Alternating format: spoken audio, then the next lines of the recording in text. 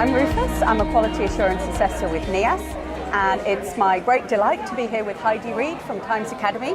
Heidi, what does leadership mean to you?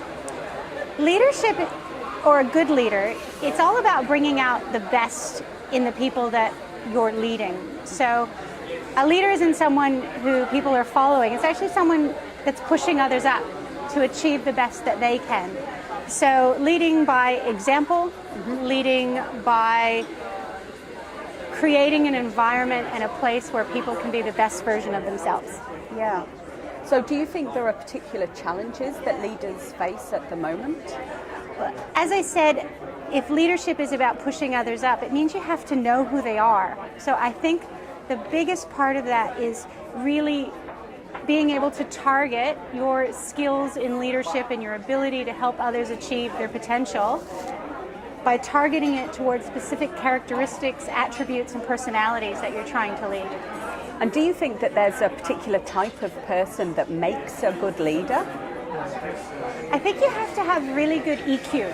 So I think it's about being able to read people and to know what motivates them, and to know that just because what you're doing today isn't the most important thing in their lives, that's okay. But there are days that you can bring them along and make it the most important thing in their lives. But if they've got someone sick at home, or they've lost their job, or 8 million other things are happening, we have to be able to still try and bring out the best in them without belittling the other things that are happening in their lives. Yeah, absolutely. Now, we're not just talking Australia, we're talking global leadership, clearly. Who would you say the influencers are in ELT? So this is an interesting question, because I can think of a lot of really big names. You can think of Richard, you can think in our own industry, Seamus Fagan, you can think of Patrick Pheasant with NIAS, you can think of all of those people, but I think what you're missing then is that the biggest influencers are our students that seem kind of, nameless, faceless, this vast amount of people, but they're the people that are influencing what we should be teaching and how we should be teaching. Yes. And even how the industry reacts and what you do in the future is about all of those people, and not about, one person who's got a fancy title or at a university or is leading some great organization that still does great work. But I really believe the students are the influencers we need to look at. So I totally agree. The voice has to come from the people who are pivotal. But how do we capture what those students say?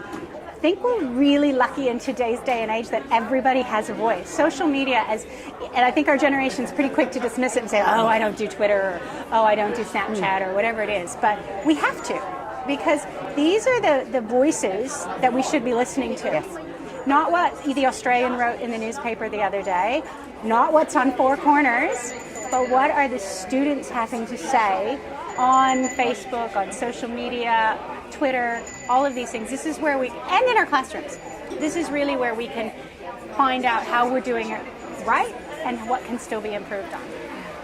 How do you think we can encourage students to take on some of the leadership in the industry?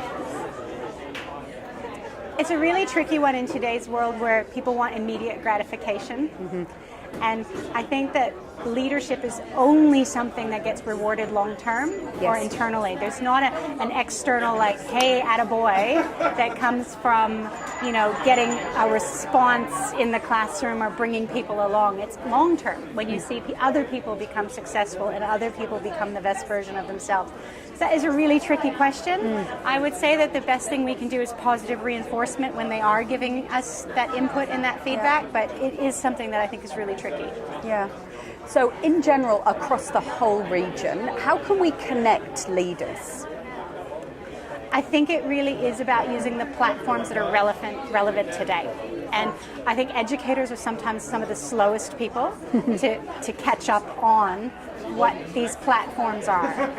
And so as an educator, we need to educate ourselves on what they're using. Like, asking students to tech down for the classroom doesn't work, and it doesn't work in real life either.